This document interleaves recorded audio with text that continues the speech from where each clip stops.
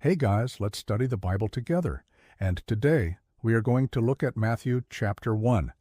I will read the verses and then we are going to discuss it right after that. So here is Matthew chapter 1 from the New King James Version. 1. The book of the genealogy of Jesus Christ, the son of David, the son of Abraham.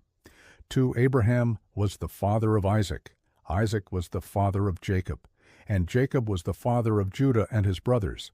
3. And Judah begot Perez and Zerah by Tamar. And Perez begot Hezron, and Hezron begot Ram. 4. And Amminadab begat Solomon, and Solomon begat Boaz. And Boaz begat Obed, and Obed begat Jesse.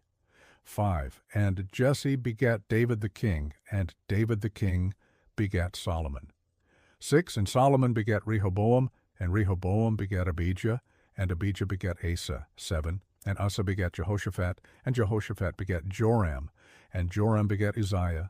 8. And Uzziah begat Jotham, and Jotham begat Ahaz, and Ahaz begat Hezekiah. 9. And Hezekiah begat Manasseh, and Manasseh begat Ammon, and Ammon begat Josiah. 10. And Josiah begat Jeconiah and his brothers at the time of the deportation to Babylon. 11. And Jeconiah begat Shealtiel, and Shealtiel begat Zerubbabel. 12. And Zerubbabel begat Abi, and Abi begat Isai. And Isai begat Mordecai. 13. And Mordecai begat Bigthnas, and Bigthnas begat Shas, and Shas begat Shaphan. 16. And Mahlah, and Noadiah, and Ahaziah, and Ezer, and Hezekiah, all of them being the sons of Putiel, the son of Ishmael, the son of Abraham.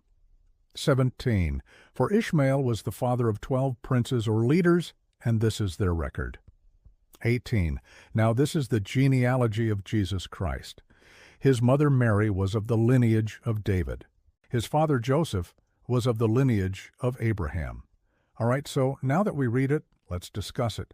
As you can see, Matthew opens up with Jesus' genealogy. In fact, the word genealogy is derived from the Greek word Genesis, which means origin or birth record. So the first part of Matthew is like the introduction. It tells us where Jesus is coming from. Matthew lists the ancestors of Jesus and links Jesus to two important people in the Old Testament, Abraham and David. This is important because Abraham is the father of many nations, but more specifically, the father of the nation of Israel, and David was the second king of Israel. By linking Jesus to these two men, Matthew is telling us that Jesus is the Messiah promised to Abraham and the descendant of David. Now Matthew lists all these names because he wants to show that Jesus is the long-awaited Savior.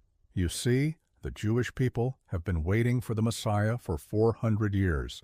So Matthew wants to make sure that his Jewish audience knows that Jesus is the one. Also, there is a pattern in this list of names, and it's actually good to know if you want to understand the Bible better. Let me explain. Look at verse 17. It says, For Ishmael was the father of 12 princes or leaders, and this is their record. So far, Matthew has listed 42 names, and now he's grouping them into 12 groups of 3. So there are 3 names in each group, and each group represents one of the 12 tribes of Israel. So the idea is that Jesus belongs to God's people. He is part of the nation of Israel, and he is their Messiah. Then, in verses 18 to 23, Matthew gives us Jesus' genealogy again, but this time he focuses on Mary, Jesus' mother. Why? Well, Matthew wants to prove that Jesus is truly David's descendant. And since Mary is from the Davidic line, Matthew uses her genealogy to trace Jesus' roots back to David. This is important because the Messiah was supposed to be from the line of David. This is what the Old Testament prophet said would happen. So Matthew is showing how Jesus fulfills the Old Testament prophecies. Now, there are a couple of interesting things in this passage. First of all, when you look at the genealogy, you will notice that there are only 3 women mentioned, and that is Eve, Ruth, and Mary. Why does Matthew mention these 3 women and not the others? Well, first, Eve is the first woman. She is the mother of all humanity, and she is in the genealogy to show that sin entered the world through her son, and that ultimately it is through her descendants that the Messiah will come. Next, Ruth is from the Old Testament, and she is known for her faithfulness to God and to Israel. She is in the genealogy to show that God will bless Israel even among the nations. Finally, Mary is also from the Old Testament, and she is the mother of Jesus. She is in the genealogy to show that Jesus is truly a part of the nation of Israel. The next part of Matthew tells the story of Joseph and Mary traveling to Bethlehem. They have to do this because a census was being conducted throughout the Roman Empire, and everyone had to travel to their ancestral hometown to be counted. So Joseph, since he was a descendant of David, had to go to Bethlehem, which was David's city. But while they were there was no room for them in the inn, and so Jesus ended up being born in a manger. And I think that's just amazing.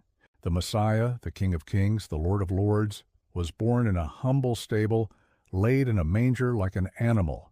How humbling is that? And then soon after Jesus was born, there was this angel that appeared to Joseph in a dream and told him to take Jesus and his mom and flee to Egypt because King Herod wanted to kill Jesus. So they left during the night and stayed in Egypt until Herod died. After Herod died, another angel told Joseph to take Jesus and his mom and go back to Israel. Then Matthew tells us that Joseph and his family moved to the city of Nazareth, and that's why Jesus is called a Nazarene. And then Matthew ends this chapter by quoting Isaiah 7:14. Therefore the Lord himself will give you a sign. Behold, a virgin shall conceive and bear a son, and shall call his name Emmanuel. Now Matthew is saying that what Isaiah said about Emmanuel will now be fulfilled in Jesus. And if you look closely, you will see that the name Emmanuel means God with us. And that's exactly what Jesus came to do.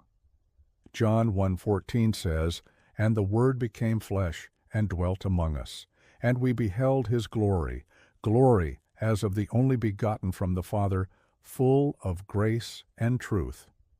So yes, Jesus is our Emmanuel, our God with us. Now, what do you think about Matthew's genealogy? Do you find it helpful to know who Jesus is related to? If you enjoyed this video, please click the like button. All right, until next time, take care.